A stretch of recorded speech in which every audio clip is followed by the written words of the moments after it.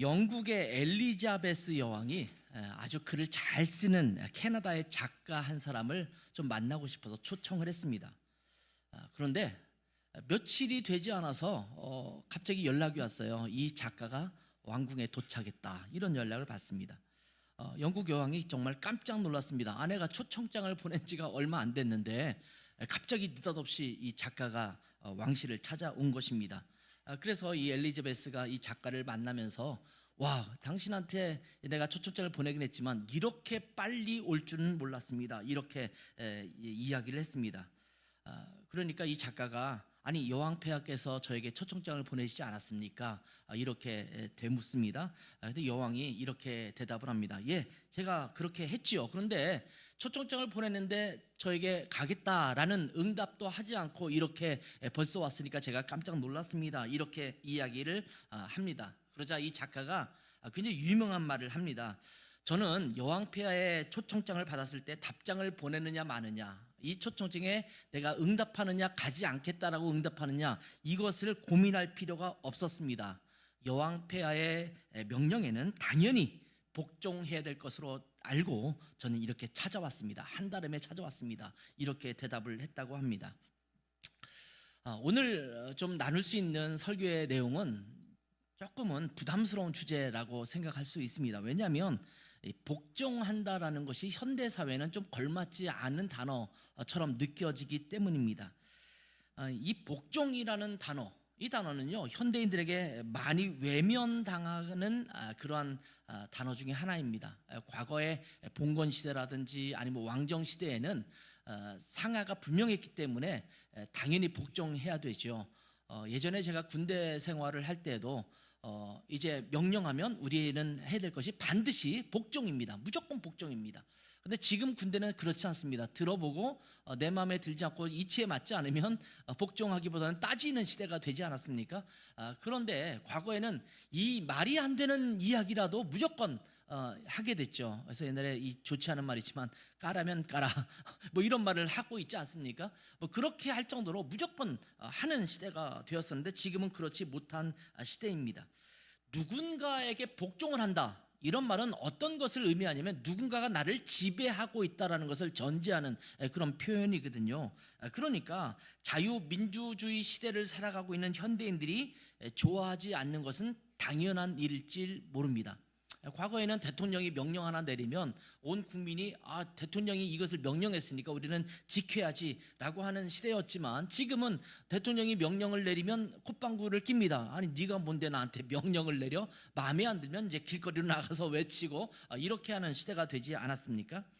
과거에는 가부장적인 사회를 살아왔습니다. 그래서 남편 말에는 아내가 아무 소리 하지 못하고 들어주어야 하는 그런 시대가 되었습니다. 감히 남편이 말하는데 뭐 이렇게 얘기하는 시대가 있었어요. 지금도 그런 분이 간혹가다 눈에 띄긴 하지만 세대가 많이 바뀐 것 같아요. 이제는 여자의 말에 복종하는 시대가 되지 않았습니까? 많은 젊은이들이나 보면, 결혼해서 사는 사람들 보면 이거는 복종한다기보다는 사랑하기 때문에 들어주는 것이긴 한데 이제 아내의 말에 더 많이 귀를 기울이는 그런 시대가 되었습니다. 예전에는 부모님이 말해도 아무런 대꾸도 하지 못하고 그냥 그대로 따랐습니다. 근데 요즘은 부모님에게조차도 복종하기보다는 따져들죠. 이 말은 엄마 말이 안 맞는데 왜 자꾸 나한테 이런 걸 요구하냐, 이런 시대가 되었습니다. 학교의 선생님에게도 예전에는 무조건 순종이나 복종하는 그런 시대를 살아왔지만 이제는 그것이 사라진 지가 오래되었습니다. 심지어 아까도 말씀드렸지만 명령과 복종이 굉장히 중요한 덕목으로 자리 잡고 있는 군대에서조차도 내 마음에 들지 않고 내 이치에 맞지 않으면 그것에 대해서 복종하지 않는 그런 시대가 되었습니다. 그래서 제가 보니까 군대에서 소위나 중위 정도 달고 있는, 계급장을 달고 있는 사람들이 굉장히 어렵다고 해요. 왜냐하면 병사들이 말을 안 들어요. 말을 안 듣는데 이것을 내가 소대장이니까 중대장이니까 내 마음대로 할 수 있느냐? 그렇지 못하거든요. 눈치를 살펴야 돼요. 병사들의 눈치를 살피고 또 병사들의 부모님 눈치까지 살피고, 이런 시대가 되어서 이제 육사를 졸업하고 아니면 삼사관이나 학사장교로 이렇게 들어간 사람들이 소위나 중위를 지나가는 시간이 굉장히 힘들고 어렵다는 이야기를 제가 전해 듣습니다. 이제는 교회에서조차도 복종과 순종을 이야기하면 싫어하는 시대가 되었습니다. 기독교 신앙 안에서는 하나님께 대한 순종과 복종이 절대적인 가치를 지니고 있습니다. 최고의 권위이신 하나님께 복종하는 것, 이것은 당연한 가치 기준이었습니다. 과거에 아까도 말씀드렸지만 봉건 시대나 왕정 시대에는 그런 사회적 분위기다 보니까 하나님께 복종하라 그러면 그 말이 통했던 시대거든요. 근데 요즘 왜 기독교가 별로 이렇게 사람들에게 마음을 얻지 못하냐면 이런 것들이 구시대의 유물이라고 생각하는 겁니다. 어떻게 복종하라는 말을 해? 지금 어떻게 순종하라는 말을 해? 교회 가면 무조건 하나님 앞에 순종하고 복종하라고 그러는데 내가 이해가 되지 않고 납득이 안 되는데 어떻게 복종하느냐? 이렇게 반발심을 갖는 시대가 되었습니다. 여러분, 그리스도인의 삶을 한마디로 표현한다면 하나님께 복종하는 삶이라고 할 수가 있습니다. 만유의 주제이신 하나님께 복종하는 것은 너무나도 당연한 그리스도인의 모습입니다. 그런데 교회 안에서도 복종과 순종에 대한 이야기를 하면 알레르기 반응을 일으키는 경우도 많습니다. 지금의 시대는 순종과 복종을 미덕으로 여기지 않는 분위기 때문에 그러한 분위기가 교회에도 그대로 반영되고 있기 때문입니다. 그래서 순종하세요, 복종하세요 이렇게 말하면 마음속에 그런 반발이 있습니다. 아니 맨날 교회 오면 순종하래, 복종하래, 왜 우리가 뭐 당신의 종입니까? 이렇게 이야기하기도 합니다. 근데 여러분, 지금 우리가 쭉 말씀을 서로 시리즈를 하고 있잖아요. 서로 받으라, 서로 용납하라는 거죠. 서로 용서하라, 서로 대접하라. 근데 강도가 점점 세지고 있어요. 서로 복종하라. 나중에는요 서로 종이 되는 것 같이 얘기할 겁니다. 이게 복종한다라는 말은요 상대방이 나의 주인과 같다라는 의미로 갖고 있는 거거든요. 그런데 우리가 하나님께 순종하고 복종한다라는 말은 그나마 이해할 만합니다. 왜냐하면 만유의 주제시니까, 뭐 창조주시니까 피조물인 우리가 당연히 복종해야 돼라는 생각을 갖기는 쉽습니다. 그런데 조금 내려와서 교회의 지도자에게 복종하고 순종하라 이렇게 말하면 별로 받아들이기가 어려운 시대가 되었습니다. 물론 어떤 교파나 뭐 이런 데서는 막 담임 목사가 절대적인 권위를 갖고 있고 그래서 막 말하면 누구나 죽는 신용까지 하는 그런 경우도 있지만 보통 그런 경우는 이단일 가능성이 크죠. 그렇다 보니 사실은 복종하고 순종한다라는 것은 요즘 시대에는 좀 맞지 않는 것이다 이렇게 생각하기도 쉽습니다. 예전에는 그런 것이 당연한 것이었는데 요즘의 시대는 그것이 아니라는 이야기를 합니다. 그런데 오늘 본문을 보면 그리스도를 향한 복종을 강조하는 내용이 아닙니다. 주님께 복종하고 하나님께 복종하려면 이걸 받아들일 텐데 오늘 말씀하시는 내용들을 보면 주님께 복종해라, 하나님께 복종하라 이렇게 말씀하고 있는 것이 아닙니다. 여기 보면 피차 복종하라. 복종의 대상이 누굽니까? 따라서 하세요. 내 옆에 있는 사람. 여러분 옆에 있는 분에게 또 인사하세요. 당신께 복종하겠습니다. 좀 남편들은 좀 껄끄럽죠? 또는 아내도 그럴 수가 있어요. 아니 남편이 무슨 자기가 가부장인가 왜 복종하라고 해 이렇게 생각할 수 있을지도 모르겠어요. 근데 여러분 내 옆에 있는 사람, 지체들, 내 주변에 있는 사람에게 어떻게 하라고요? 복종하라. 이것은 성경이 우리에게 명령하고 있는 내용입니다. 그러니까 복종이라고 하는 것은 그리스도인들에게 있어서 전방위적으로, 전방위라는 말은 위아래 옆 뭐 모든 것을 포함한 모든 방향으로 복종하라는 말씀이에요. 하나님께도 복종하고 남편에게도 복종하고 아내에게도 복종하고 부모에게 복종하고 심지어 자녀들에게도 복종하고 내 언니, 오빠, 형에게도 복종하고 동생에게도 복종하고 직장 가면 상사에게 복종하고 내 부하 직원에도 복종하고 야 세상 못 살겠죠? 모든 사람에게 복종해야 되니 얼마나 힘든 삶을 살겠습니까? 근데 그것이 우리 그리스도인들에게 명령하고 있는 말씀이라는 겁니다. 그렇다면 왜 우리가 하나님께 주님께 복종할 뿐만 아니라 성도들 간에도 서로 복종해야 할까요? 여러분, 제가 지금 서로 시리즈를 말하고 있는데 이 서로 섬기고 서로 대접하고 서로 용서하고 서로 복종하고 이런 모든 말씀들은 우리가 그리스도인이 되었다면, 하나님의 자녀가 되었다면, 이제는 예수 그리스도 안에서 새로운 피조물이 되었다면, 새로운 존재가 존재로 바뀌었다면 그 존재가 가져야 할 마음의 태도를 지금 계속적으로 얘기하는 거거든요. 우리가 이것이 갖추어지지 않으니까 공동체가 갈등을 일으키고 싸움을 일으키고 하나 되지 못하고 세상을 향해서 빛이 되지 못하는 그런 부분입니다. 그렇다면 왜 우리가 서로 복종해야 할까요? 자, 그 이야기를 좀 함께 나누려고 합니다. 그러면 왜 우리가 서로 복종해야 될까요? 첫째는요, 질서 있는 삶을 위해서 복종하라라고 말씀하십니다. 질서를 잡으려면 복종하는 것이 필요한 덕목이다, 이렇게 말씀하십니다. 하나님은 무질서하신 하나님이 아니십니다. 하나님은 질서 있는 삶을 기대하십니다. 하나님은 무질서한 것을 싫어하시거든요.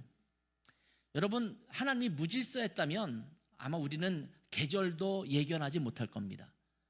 아마 우주 삼라만상이 막 지멋대로 움직인다고 생각합시다. 해가 오늘 여기 있다가 그 다음 날은 저쪽 가 있다든지, 아니면 지구가 좀 오늘은 한 바퀴 돌다가 내일은 반 바퀴만 돌고 좀 쉰다든지, 뭐 이런 일이 벌어진다고 하면은 아마 우리의 삶은 온전하지 못할 겁니다.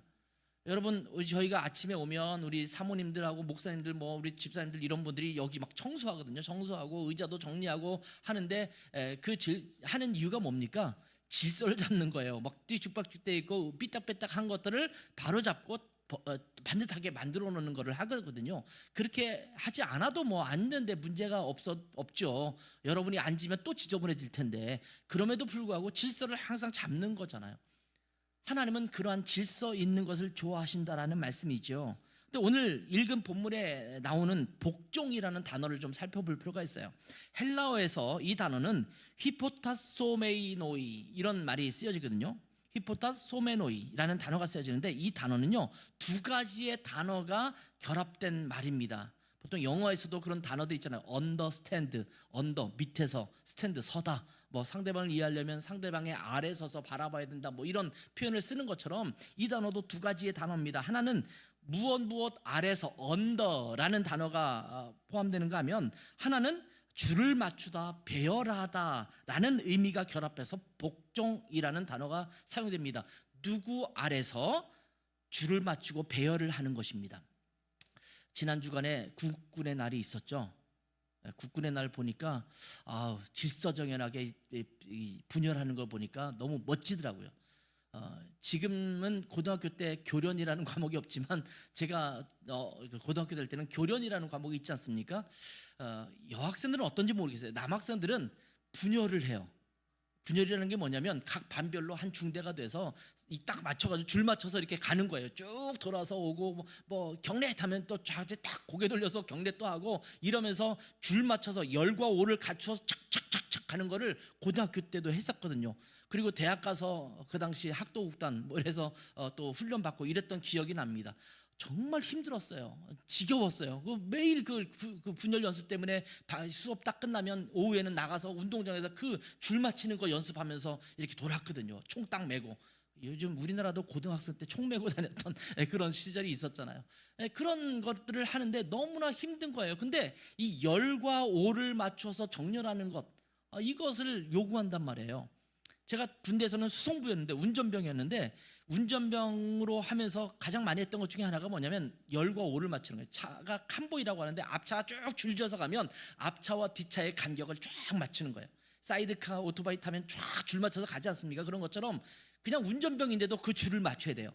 주차를 할 때는 이 앞 범버가 옆에 있는 차랑 쫙 일자로 맞아야 돼요. 이렇게 봐서 줄로 재듯이 맞아야 돼요. 늘 주차를 그렇게 했던 그런 기억이 납니다. 질서를 요구하는 거죠. 그런 것처럼 하나님은 우리 삶 가운데 질서가 필요한데, 하나님 아래서 우리는 질서를 유지하는 자가 되어야 한다는 것입니다. 성경은 우리에게 자기 자신을 화평의 하나님으로, 질서의 하나님으로 자주 계시해주고 있는 것을 보게 되죠. 여러분, 질서 없는 국가, 질서 없는 교회, 질서 없는 가정을 상상해 본 적이 있으십니까? 그런 것들을 일컬어서 콩가루 같은 집안, 또는 뭐 콩가루 같은 나라, 뭐 이렇게 표현하고 있지 않습니까? 오늘날 현대 사회가 무질서해진 원인 중에 하나가 있다면 복종의 미덕과 복종의 질서를 잃어버렸기 때문입니다. 현대인들은 반항하는 일에 익숙해져 있기 때문에 이 복종이라는 단어는 민주적인 용어가 아니라고 생각합니다. 한국에서도 한동안 군사 문화가 너무 지배하고 있다 보니까 그거에 대한 반발심 때문에 군대 용어나 군대의 문화를 배척하려는 경향도 있습니다. 그래서 오히려 반항하는 것이 의식 있는 사람인 것처럼 여겨지는 그런 시대가 있었습니다. 그래서 내가 의식이 있다, 깨어있다, 그러면 뭔가 항거하고 대항하고 반항해야지 내가 의식 있는 사람으로 여겨지는 그런 시대를 보내왔습니다. 저는 막 대학을 갈 때 그때는 이거 했었거든요. 5월 그날이 다시 오면 하면서 5월달마다 이렇게 민주항쟁을 같이 하면서 막 스크럼 짜고 다녔던 그런 기억이 나는데, 그렇게 하면 와, 너 의식이 있네, 깨어있네, 뭐 이렇게 여김받던 그런 시대를 살아왔습니다. 권세자들에게 도전하는 것, 반항하는 것, 이것이 미덕처럼 여겨지는 사회가 되었다는 것입니다. 그런데 여러분, 성경은 우리에게 복종을 가르치고 있습니다. 정해진 규칙과 기준에 순복하는 태도, 무조건적인 순종과 무조건적인 복종을 요구하는 것이 아닙니다. 정해진 규칙이 있으면, 정해진 기준이 있으면 그 규칙과 기준에는 우리가 복종하고 순종해야 된다는 것입니다. 근데 여기에 넘어섰어요. 도를 넘어서고 선을 넘어섰어요. 그러다 보니까 질서가 깨지고 있는 것 아니겠습니까? 두 번째로는 세상과 구별되는 삶을 위해서도 우리가 복종해야 합니다. 세상의 흐름을 따르는 자들이 아닙니다. 우리는 하나님의 문화를 세워가는 자들입니다. 하나님은 이 세대를 본받지 말라고 말씀하십니다. 그리스도인의 삶은 예수를 믿지 않는 사람들과 그 삶이 달라져야 합니다. 여러분, 범죄한 인간은 복종을 원하지 않습니다. 부패한 인간, 타락한 인간, 세속에 물든 인간은 지배하기를 원합니다. 반항하기를 원합니다. 복종이라는 미덕은 타락한 인간의 생리와는 맞지 않는 것입니다. 그래서 복종이라는 것은 누가 할 수 있느냐면 예수 그리스도 안에서 거듭난 자들만 진정으로 복종할 수 있습니다. 이 복종은요, 강압에 의해서 하는 복종이 아닙니다. 억지로 하는 복종이 아닙니다. 옛날에 주종 관계가 있었던 그때는 어쩔 수 없이 임금에게 복종했어요. 옛날에는 종이 있고 상전이 있으면 상전에 의해서 내 목숨도 달려있으니까 어쩔 수 없이 복종했어요. 그런데 그리스도인의 복종과 순종은 억지로 하는 복종과 순종이 아닙니다. 하나님이 이 세대를 본받지 말고 이제 하나님 앞에 온전히 살아가는 기준을 맞춰서 살아가야 되기 때문에 거기에 복종하고 순종하는 것입니다. 에베소 2장 2절에 보면 이렇게 말씀하고 있죠. 그때에 너희는 그 가운데서 행하여 이 세상 풍조를 따르고 공중의 권세 잡은 자를 따랐으니 곧 지금 불순종의 아들들 가운데서 역사하는 영이라. 사탄의 존재에 대해서 말하면서 사탄에게 사로잡힌 그 자들의 특성 중에 하나가 뭐냐면 불순종의 영을 갖고 있는 자들입니다. 에베소서 5장 6절 7절에도 이렇게 말씀하십니다. 누구든지 헛된 말로 너희를 속이지 못하게 하라. 이로 말미암아 하나님의 진노가 누구에게 임한다고요? 불순종의 아들들에게 임한다. 그렇기 때문에 그들과 함께 하는 자가 되지 말라. 이렇게 말씀을 하고 있습니다. 불순종하는 것, 이것이 바로 사탄의 존재의 모습이라고 말씀하고 있는 것입니다. 여러분, 세상 사람들의 모습을 대표적으로 얘기할 때 뭐라고 표현하고 있어요? 불순종의 아들들이라고 표현합니다. 하나님을 거역하고 하나님의 말씀에 불순종하는 자들이 바로 사탄의 자녀들이다, 이렇게 말씀하고 있어요. 반대로 거듭난 하나님의 사람의 특성은 서로에게 복종하는 자세를 갖고 있다고 말씀합니다. 21절에 보면 에베소 5장 21절 이후에 보면 여기 보면 부부관계에 대해서 언급하면서 뭐라고 말씀하십니까? 아내에 대해서 먼저 이야기하고 그 다음에 남편에 대한 이야기를 합니다. 그리고 6장으로 넘어가면 부모 자녀 관계에 대해서 나오면서 자녀들에 대해서 먼저 언급하고 그 다음에 부모에게 주시는 말씀을 얘기합니다. 그 다음에 넘어가면 종과 상전의 관계를 또 이야기하고 있습니다. 그런데 여기에서 가장 많이 강조되고 있는 것이 뭘까요? 복종하고 순종하는 것입니다. 남편에게 복종하라.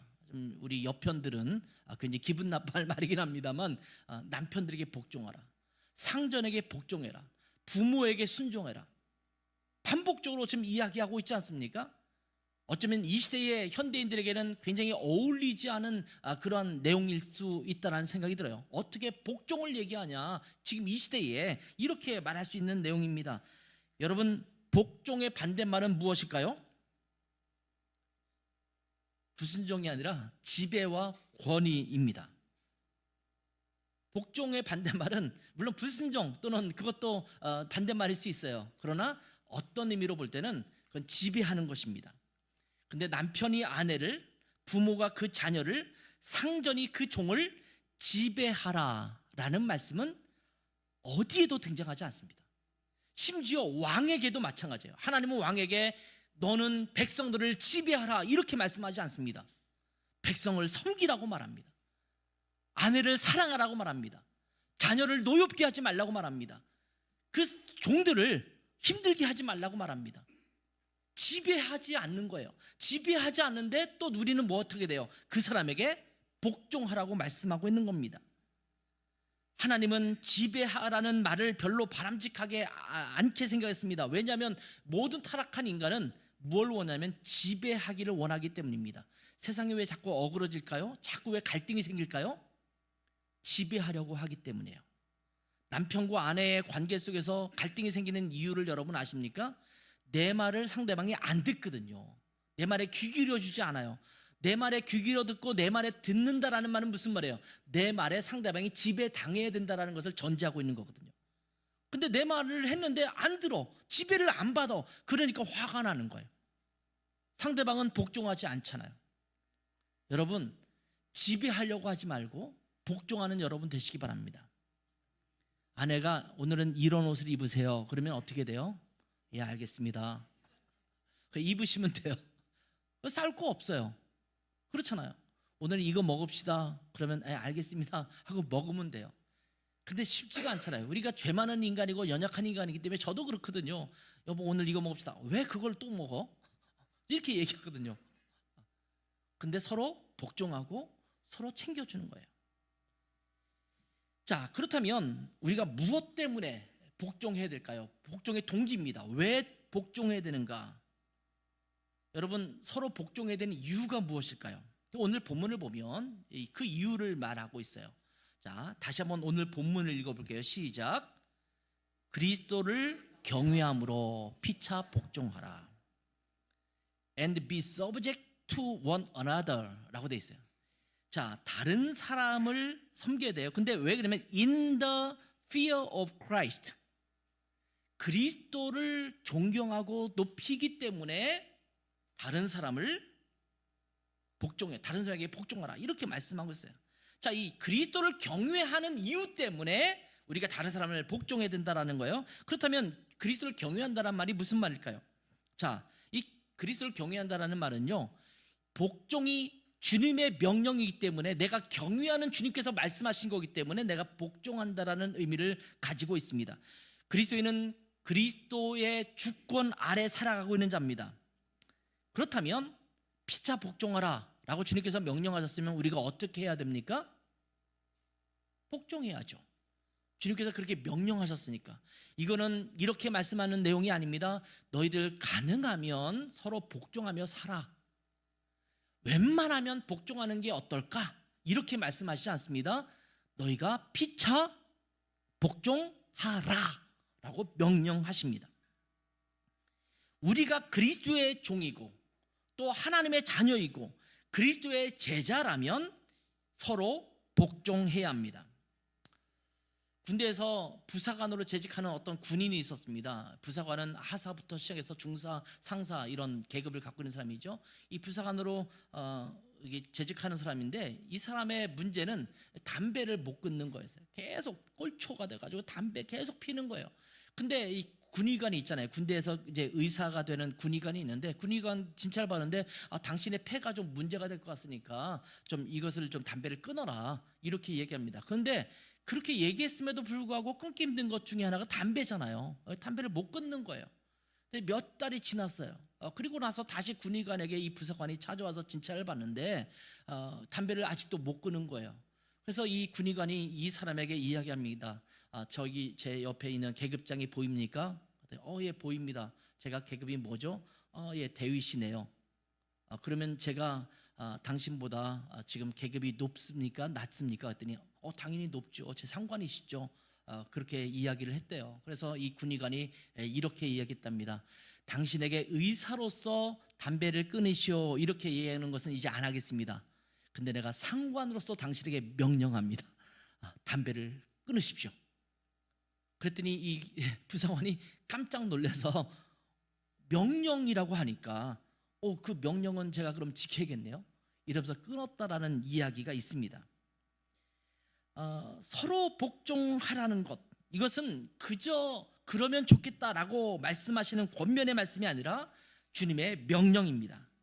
여러분, 우리가 그리스도인이 되었다라는 것은 우리가 그리스도의 주권 아래 살고 있다라는 것을 뜻합니다. 나는 그리스도인이 되어서 그 안에 영생과 축복을 받고 그것을 누리며 살기를 원하지만 주님께 복종하는 것에는 동의할 수 없습니다.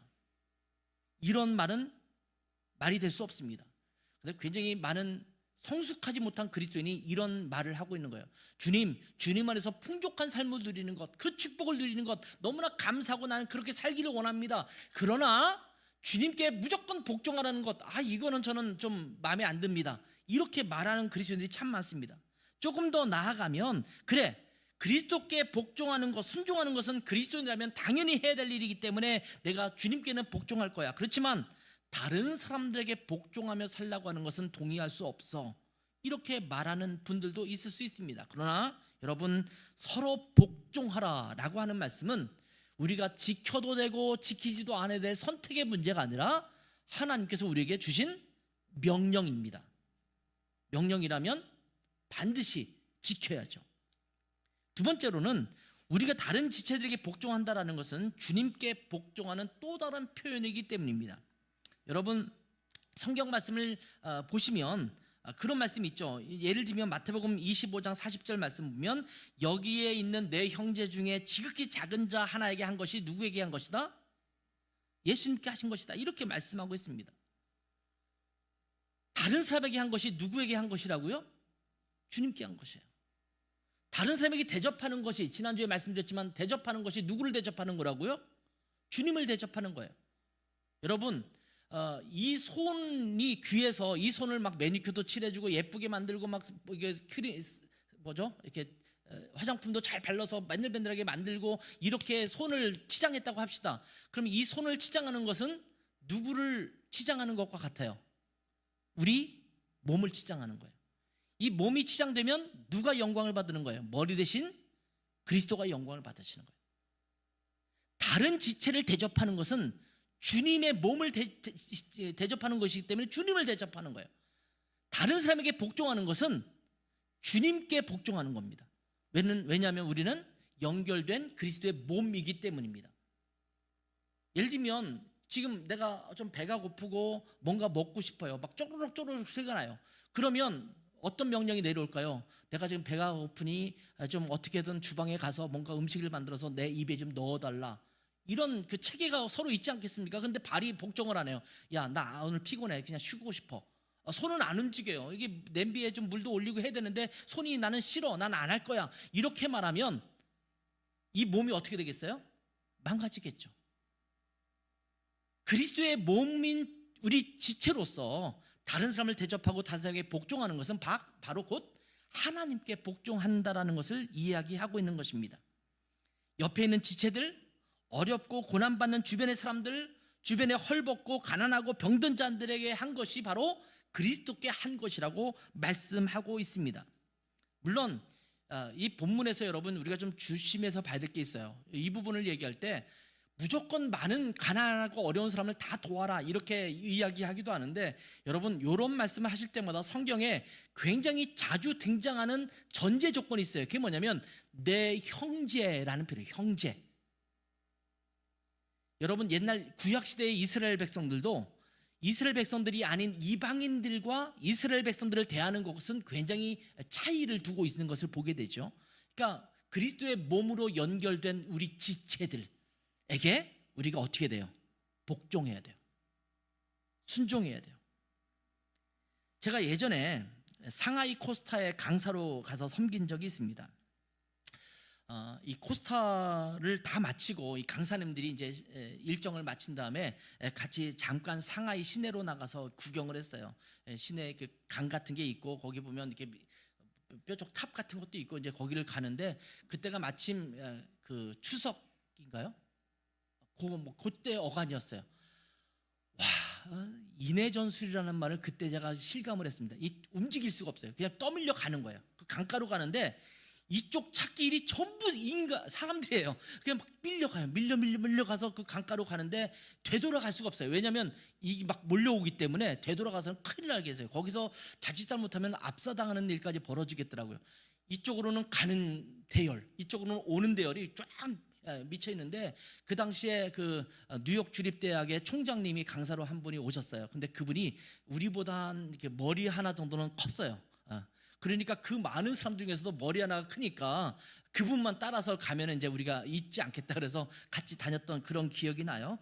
근데 그렇게 다녀오는데 그 총장님께서 뉴욕 주립대 총장님께서 내가 여러분에게 좀 서비스를 하겠습니다. 그러고 전체가 같이 마사지를 좀 받으러 갔습니다. 숙소로 가기 전에 이제 중국식의 발 마사지를 받을 기회가 있어서 이제 발 마사지를 하러 간 거예요. 근데 와, 발 마사지만 하는데도 정말 모든 피로가 다 풀리는 것 같더라고요. 근데 발만 마사지 한다고 해서 손이 굉장히 기분 나빠하거나 아니면 다른 데서는 야, 발만 마사지해서 나는 별로 피로가 안 풀렸어. 그러니까 나도 마사지 해줘. 물론 전신 마사지를 받으면 더 좋을 수 있을지 모르지만 그렇지 않았습니다. 발만 마사지를 잘 받았는데도 정말 온몸이 개운해지면서 피로가 풀리는 듯한 느낌을 가졌거든요. 근데 제가 그때 그 생각을 했습니다. 야, 발만 마사지들을 받아도 온몸이 기분 좋구나. 내 지체 중에 어떤 것 하나만 잘 대해줘도 온몸이 기분 좋아지는구나. 이렇게 생각을 하잖아요. 제가 어저께 이발을 했습니다. 이발을 했더니 기분이 좋은 거예요. 이 머리만 영광을 받았는데 온몸이 기분이 좋은 거예요. 우리 지체 중에 누구에겐가 내가 복종하고 그 사람을 대접해주면 우리 온 지체가 영광을 받는구나. 그것이 주님이시구나. 교회는 그리스도의 몸입니다. 그러니 다른 지체에게 복종하고 그 몸에 붙어있는 지체들을 섬기는 것, 이것은 곧 그리스도를 기쁘시게 하는 것입니다. 이 그리스도께 복종한다면 우리는 각 지체들에게도 복종해야 합니다.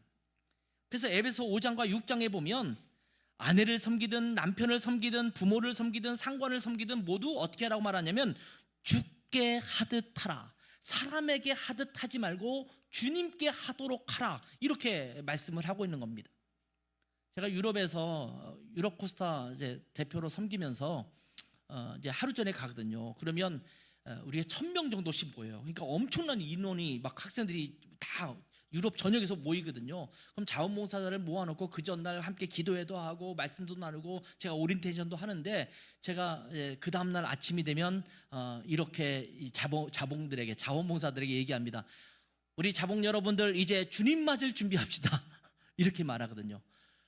이 유럽 전역에 흩어지는 유학생들이 쫙 모이는 그 시간, 그 유학생들을 저는 주님이라고 표현한 거예요. 우리 주님 맞을 준비합니다. 왜냐하면 전역에서 오는 이 코스탄들이 유학생들이 오면은 방배정은 이렇게 해주세요, 조는 이렇게 짜주세요, 뭐 컴플레인이 엄청 많거든요. 그러면 자원봉사자들은 자기 회비 내고 가서 열심히 섬기고 있는데 짜증이 나요.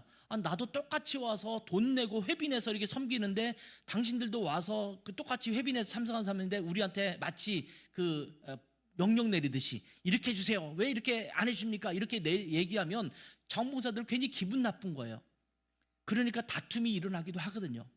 근데 제가 워낙 잘 리더로서 섬기니까 우리 학생들이 굉장히 좋은 분위기로 딱 끝나는데 첫날은 카오스죠. 근데 제가 자원봉사들에게 늘 하는 얘기 있습니다. 여러분은 이제부터 오는 사람들, 오는 학생들, 참가자들의 종입니다. 저분들은 여러분의 주님이십니다. 주님 섬기듯이 섬기세요. 그걸 다 알아들어서 정말 밝은 표정으로 생글생글 웃으면서 이렇게 섬기니까 하루 만에 평정이 되는 거예요. 컴플레인 이제 하루 지나면 하는 사람이 없어요. 그러면서 완전히 천명이 아주 질서정연하게 움직이거든요. 여러분, 질서를 잡는다는 것이 복종에서 나타나는 것을 저는 직접 경험했어요. 이렇게 복종하고 섬기니까 컴플레인하고 좀 큰 소리를 냈던 사람도 하루가 되지 않아서도 점점 질서를 잡아가는구나. 이게 복종의 위력이구나. 이런 생각을 했습니다. 가족이 왜 힘들어지나요? 복종하지 않고 서로 대항하기 때문이에요. 교회가 왜 힘들어지나요? 서로 복종하지 않고 서로 대항하고 저항하기 때문이에요. 나라가 왜 힘들어지나요? 복종하지 않고 서로 대항하기 때문이에요. 우리는 대항하기 위해서 살아가는 사람처럼 싸울 준비를 하고 나서잖아요. 저는 한국에 와서 제일 많이 느낀 것 중에 하나가 아침에 일어나면 전쟁터로 가는 듯한 기분이에요. 직장 갈 때 혹시 그런 거 못 느끼세요? 느끼시죠? 지하철 탈 때부터 전쟁이에요. 학교 가는 것도 전쟁이에요. 제가 학교에 이렇게 가서 강의를 하는데 이제 처음에 가면은 교수들에게는 이 강의 계획서를 제출하게 해요. 그럼 제출하면 그 홈페이지 다 올리죠. 그걸 보고 학생들이 수강 신청을 하는데 수강 신청이 전쟁이더라고요. 조금만 늦으면 안 돼요. 제가 하는 강의는 뭐 필수 과목도 있고 전공 필수도 있고 있지만 많이 이게 밀리는 그런 과목이 뭐냐면 학생들이 좋아하는 과목이에요. 예를 들면 크리스찬의 성과 데이트 이런 건 제가 강의하거든요. 교양 과목이면서 과목하는데 50명 한정을 시키거든요. 50명만 신청받습니다. 그러면 강의 수강 신청 첫날부터 학생들한테 전화가 와요. 저 학생들한테 전화하는 게 아니라 조교한테 전화가 오는 거죠. 누가 더 받으려고 하는데 교수님 이거 좀 더 받을 수 있어요? 좀 더 신청 받아주세요. 그러면 그거 학생까지만 받아줘. 그러면 또 5분 있다가 또 전화가 와요. 누가 더 받으려고 하는데 교수님 더 할 수 있겠습니까? 그래서 그때 50명인데 한 56명을 6명 정도 추가로 받았던 것 같아요. 근데 학생들이 뭐라고 말하냐면 수강 신청 열리자마자 열었는데 이미 꽉 찼다는 거예요. 그래서 수강 신청 자체도 전쟁이구나 이런 생각을 했어요. 한국은요 전쟁이에요. 서로 싸우기 위해서 가는 거예요. 교통운전을 하다가 좀 체증이 일어나고 그러면 벌써 싸울 마음을 갖고 있어요. 내 끼어들었어. 너 가만히 안 놔둔다. 빵빵거리고 불 깜빡거리고 서로 전쟁이에요. 저 오늘 오면서도 차가 약간 이렇게 막히더라고요. 막히면서 제가 합류해서 들어가는데 제가 원래는 한 칸 들어가고 이렇게 서로 들어가야 되잖아요. 안 비켜주고 오는 거예요. 굉장히 기분이 나쁠 뻔했는데 오늘 설교 내용이 서로 복종하라기 때문에 제가 안 되겠다. 그리고 안녕히 먼저 가세요. 이렇게 갔어요. 그러면 질서가 잡히잖아요. 근데 우리는 싸우려고 하잖아요. 네가 감히 내 앞에 끼어들어? 어떻게 그럴 수가 있어? 그러다 보니까 전쟁이 일어나고 갈등이 일어나는 것을 보게 됩니다. 여러분, 복종하는 게 쉽지가 않습니다. 그러면 우리가 어떻게 복종해야 될까요? 이 말이 쉽지 다른 지체들에게 복종하는 게 쉽지 않습니다. 복종하라는 말씀을 듣기는 들었는데 복종하지 않아도 될 만한 이유들이 자꾸 떠오르지 않습니까? 부모님이 얘기하면 이거 뭔가 문제가 있어. 여기는 부모님의 말에는 논리에 어긋나. 옛날에는 이랬다가 오늘은 또 이렇게 말씀하시네. 이거는 못 들을 만한 이유가 돼. 이런 것들을 우리는 머릿속에 떠올리잖아요. 직장 상사가 뭔가 명령 내리고 지시를 내리면 이것도 부담리하네 라고 하는 그 반대하고 저항할 만한 거부할 만한 것들을 우리가 좀 찾아내지 않습니까? 여러분, 우리 그리스도 안에서 한 지체들이지만 한 지체이긴 하지만 저들이 머리 대신 예수님의 말씀을 제대로 듣지 않고 살아갈 때가 참 많은데 예수님 말씀을 듣지 않고 살아가는 저들에게도 우리가 복종해야 될까요? 이런 질문을 떠오르게 되지 않습니까? 여러분, 그게 문제인 겁니다. 현대인들의 가장 큰 문제 중에 하나가 뭐냐면 자꾸 계산한다라는 거예요. 계산하는 것, 따지는 거예요. 물론 생각하지 않고 무조건적으로 뭔가 하는 것이 좋은 것은 아닙니다. 깊이 상고하고 또 그것이 그러한가 따지는 것은 필요합니다. 근데 여러분, 하나님께서 내리신 명령에는요 따지지 않는 겁니다. 무조건 순종하는 겁니다. 자, 주님께서 피차 복종하라고 말씀하셨잖아요. 그럼 우리는 그것은 따지지 않고 그냥 순종하고 복종하는 것입니다. 종이 하는 복종은 아주 단순합니다. 그저 시키는 대로 하는 것입니다. 주님께서 피차 복종하라 이렇게 말씀하셨다면 복종하는 삶을 살아가면 됩니다. 근데 문제는요, 그게 쉽지 않잖아요. 마음에는 그래, 복종하며 살아야 되지. 여러분, 지난주에 설교 제목이 뭐였습니까? 서로 대접하라. 어떻게 지난 한 주간에 좀 잘 대접하셨어요? 네? 왜 웃으십니까? 그런 웃음 싫어해요. 이거는 웃음이 어떤 표정이면 아유, 뭐 물론 묻습니까? 저는 그럴 수 없었죠. 뭐 이렇게 하는 표정이라면 그러시면 안 돼요. 대접하셨습니까? 네, 대접하셔야 돼요. 서로 받아주셨습니까? 아내를, 남편을, 자식을 받아주셨어요? 막 승질내지 않았습니까? 혹시? 서로 용서했습니까? 못마땅한 것을 용서하고. 근데 여러분, 설교를 들으면 서로 받아줘야지, 서로 용서해야지, 서로 대접해야지, 이제 오늘 서로 복종하라 했으니까 복종해야지 라고 마음속에는 받아들여야 됐다고 생각하지만 여러분, 말처럼 쉽지 않잖아요. 안 되잖아요. 아마 오늘 집에 가면서부터 싸우는 분도 있을지도 몰라요. 쉽지 않은 일이거든요. 그럼 어떻게 해야 될까요? 비결을 여러분에게 알려드리겠습니다. 그건 성경에서 우리에게 제시하고 있는 비결입니다. 그 첫 번째는요, 아주 간단합니다. 따라서 합시다. 성령 충만하면 된다. 네. 성령은요, 열쇠예요.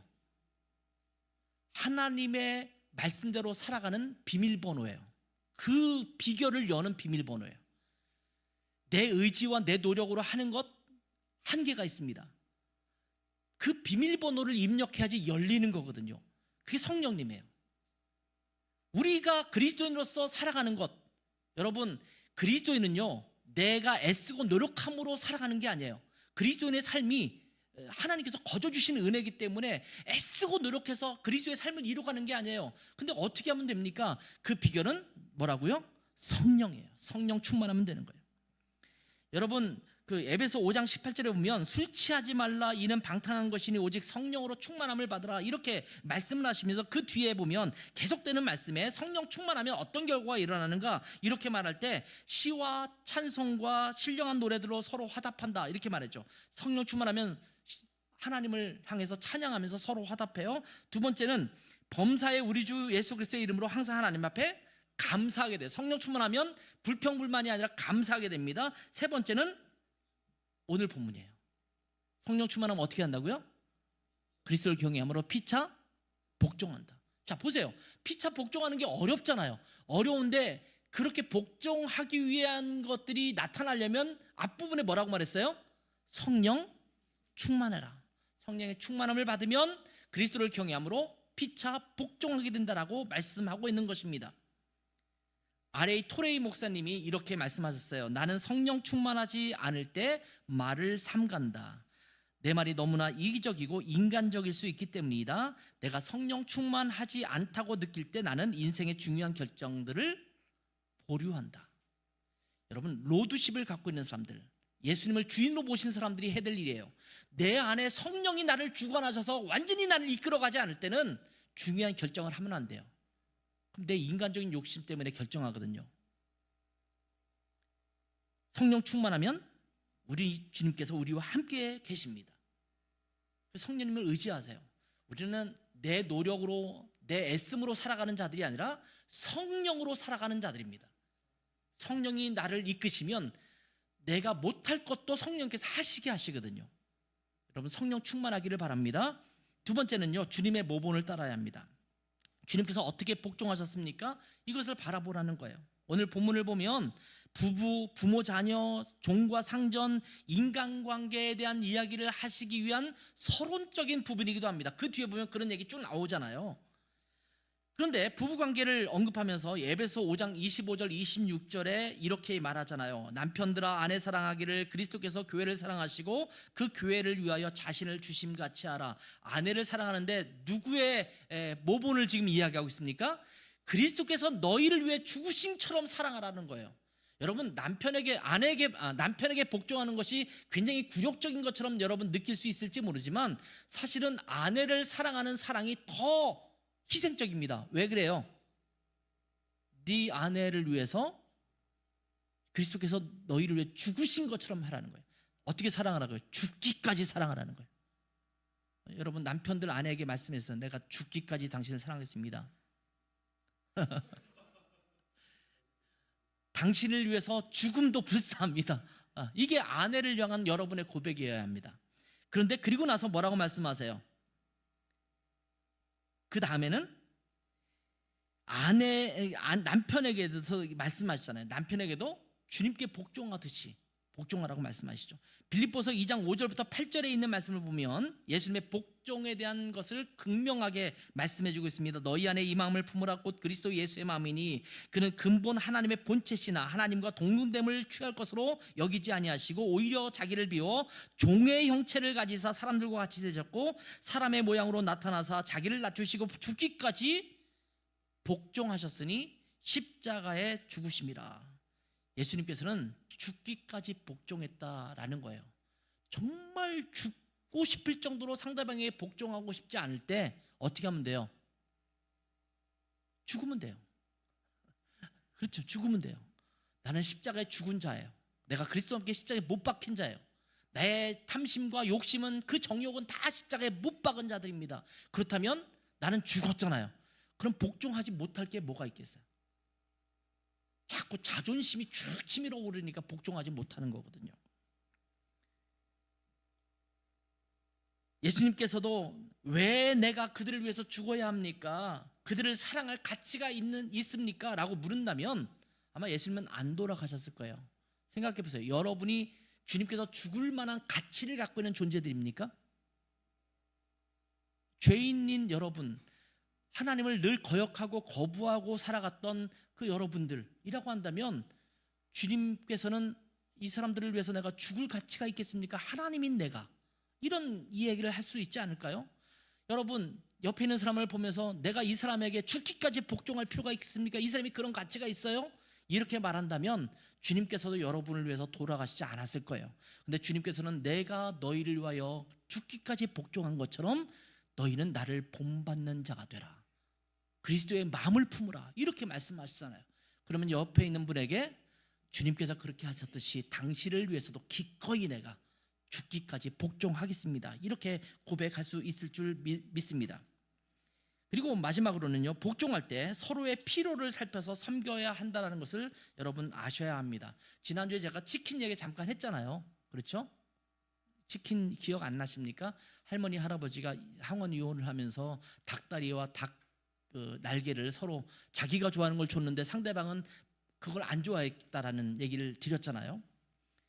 내가 열심히 섬기고 사람에게 복종했는데 상대방의 의사와 관계없이 내가 복종하고 섬긴다면 그건 문제가 있는 거잖아요.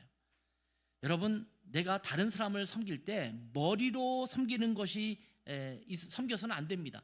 피부로 느끼게 하는 섬김을 해야 합니다. 상대방이 필요로 하는 것이 무엇인지를 따라서 살아가는 것입니다.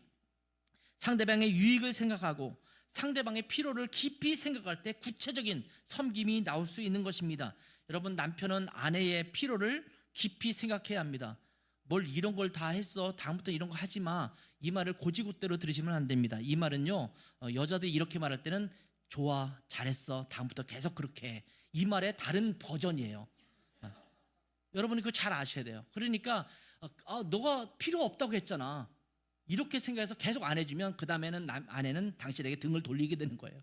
그러니까 상대방이 정말 무엇을 필요로 하는가, 그 진심을 알아내는 것이 굉장히 중요합니다. 자녀들은 부모가 무엇을 진정으로 원하는지 살펴야 되고 부모는 자녀가 진정으로 원하는 것이 무엇인지를 살펴야 합니다. 목사는 성도들을, 또 성도들은 목회자를, 집사들은 성도들을, 또 성도들은 집사님들을 깊이 살펴야 합니다. 상대방의 유익을 구하는 것이 서로의 필요를 살피는 것입니다.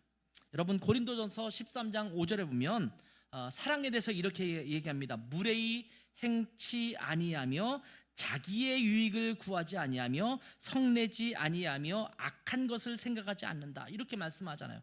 상대방의 유익을 구하는 것, 이것이 진정한 사랑입니다. 참다운 공동체, 이런 공동체는 경외함으로, 그리스도를 경외함으로 서로 복종하는 공동체입니다. 서로 용납하고 서로 용서하고 서로 복종하고 서로 받아주는 공동체, 이것이 우리 공동체 안에 살아있다면 아름다운 그리스도의 몸이 드러나게 될 것입니다.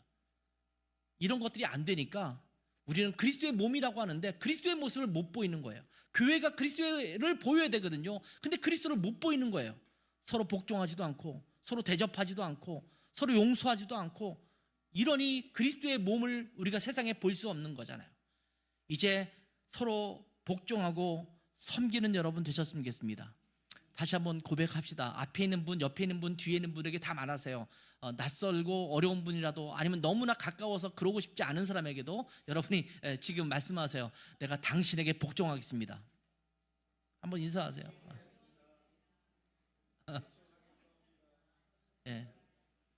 말로만 하지 말고 여러분 삶 가운데 말하면 알았어 라고 말할 수 있는 여러분 되시길 바랍니다. 자, 우리 함께 기도하겠습니다. 자, 이런 기도를 드려볼까요? 종의 태도로 주님, 지체들에게 복종하는 삶을 살게 해주십시오. 구체적으로 내 남편에게, 내 아내에게, 우리 부모님에게, 내 자녀에게, 내 형제들에게, 또 교회 공동체에 있는 지체들에게 주님 복종하게 하옵소서. 내가 귀담아 듣고 그 말에 순종하고 따르며 상대방의 유익을 구하는 복종하는 자세가 우리 안에 생겨나게 도와주십시오. 내가 복종하기 힘든 사람이 누군지를 또 생각해 보세요. 정말 죽기보다 싫어서 복종하기 싫은 사람들이 있다면 그런 자들에게 주님 복종하는 마음을 갖게 해주십시오. 이런 기도를 주님 앞에 잠깐 드렸으면 좋겠습니다. 함께 기도하는 시간 갖도록 하겠습니다. 아버지 하나님, 오늘 또 우리 함께 말씀을 나눴습니다. 그리스도를 경외함으로 피차 복종하라 라고 하시는 주님의 말씀을 들었는데, 하나님, 주님께서 우리를 위해서 십자가에 죽기까지 복종하셨는데, 하나님, 저희가 그 누구를 위해서 복종하지 못할 사람이 없음을 주님 앞에 고백합니다. 하나님, 주님께서 하셨던 것처럼 하나님, 우리도 다른 지체를 향해서 그에게 복종하는 저희들 되게 도와주시기를 원합니다. 때로는 마음에 들지 않고 때로는 이해가 되지 않는다 하더라도 하나님, 상대방의 말에 귀를 기울이게 도와주시고 또 상대방에게 복종하여 서로의 피로를 채워주고 서로의 유익을 구할 수 있는 우리 모두가 되시도록 주님 축복해 주시옵소서. 특별히 저희가 복종하기 어려운 만약 사람들이 있다면 하나님, 그 사람들을 머릿속에 떠오르면서 주님께서 하셨던 것처럼 그에게도 복종할 수 있는 삶의 태도가 우리 가운데 있게 도와주시고, 하나님, 그리스도를 경외함으로 피차 복종함으로 아름다운 공동체를 만들어가는 우리 모두가 될 수 있도록 축복해 주시옵소서. 아버지 하나님, 그리스도를 경외함으로 피차 복종하라 라고 하셨던 주님의 말씀을 다시 한번 저희의 마음에 담습니다. 참 쉽지 않지만 성령님께서 우리의 마음을 온전히 주관하시고 주장하셔서 하나님, 정말 복종하기 어려운 자들에게도 기꺼이 복종하는 태도를 보이는 저희들 삶 되게 도와주시고, 그것으로 말미암아 하나님의 나라를 이루고 하나님의 공동체를 아름답게 이루어가는 우리 모두가 될 수 있도록 축복해 주시옵소서. 감사하며 예수님의 이름으로 기도했습니다. 아멘.